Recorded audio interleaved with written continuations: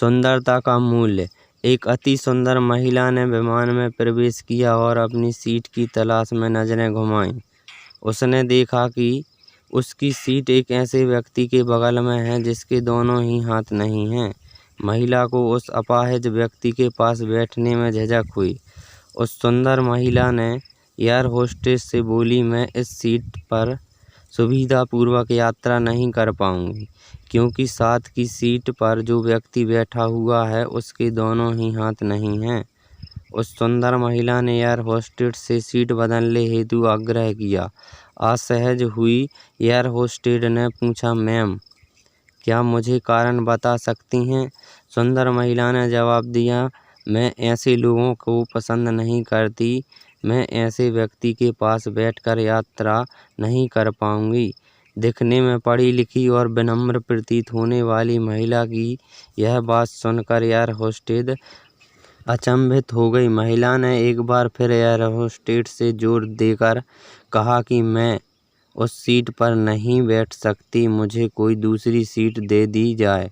Air hostess ने खाली seat की तलाश में चारों ओर नजर घुमाई पर कोई भी सीट खाली नहीं दिखी। एयर होस्टेस ने महिला से कहा कि मैडम, इस इकोनॉमी क्लास में कोई सीट खाली नहीं है, किंतु यात्रियों की सुविधा का ध्यान रखना हमारा दायित्व है। मैं विमान के कप्तान से बात करती हूँ, कृपया तब तक थोड़ी धैर्य रखें। ऐसा कहकर होस्टेस कप्तान से बात करने चली गई। कुछ समय बाद लौटने के बाद उसने महिला को बताया, मैडम, आपको जो असुविधा हुई उसके लिए बहुत खेद है।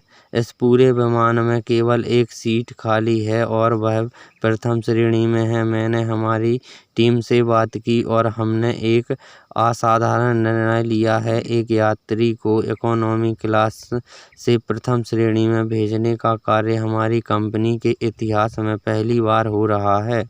सुंदर महिला अत्यंत प्रसन्न हो गई, किंतु इसके पहले की बात वह प्रतिक्रिया व्यक्त करती और एक शब्द भी बोल पाती।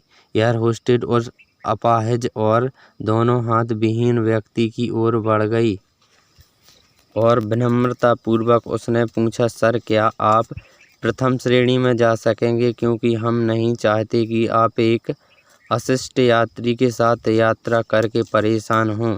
यह बात सुनकर सभी यात्रियों में ताली बजाकर इस निर्णय का स्वागत किया। वह अति सुंदर दिखने वाली महिला तो अब शर्म से नजरें ही नहीं उठा पा रही थी। तब उस अपाहिज व्यक्ति ने खड़े होकर कहा कि मैं एक भूतपूर्व सैनिक हूं और मैंने एक ऑपरेशन के दौरान सीमा पर हुए बम विस्फोटक में अपने दोनों हाथ खोए थे। सबसे पहले जब मैंने इन देवी जी की चर्चा सुनी तब मैं सोच रहा था कि मैंने भी किन लोगों की सुरक्षा के लिए अपनी जान जोखिम में डाली है, अपने हाथ खोए। लेकिन जब आप सभी की प्रतिक्रिया देखी तो अब अपने आप पर गर्व महसूस हो रहा है कि मैंने अपने देश और देशवासियों की खातिर अपने दोनों हाथ खोए। और इतना कहकर वह प्रथम श्रेणी में चले गए।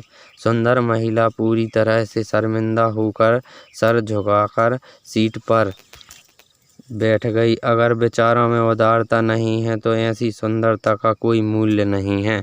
तो दोस्तों, ये कहानी आपको हमारी कैसी लगी? अच्छी लगी हो तो लाइक, शेयर और सब्सक्राइब जरूर कर लें चैनल को। धन्यवाद।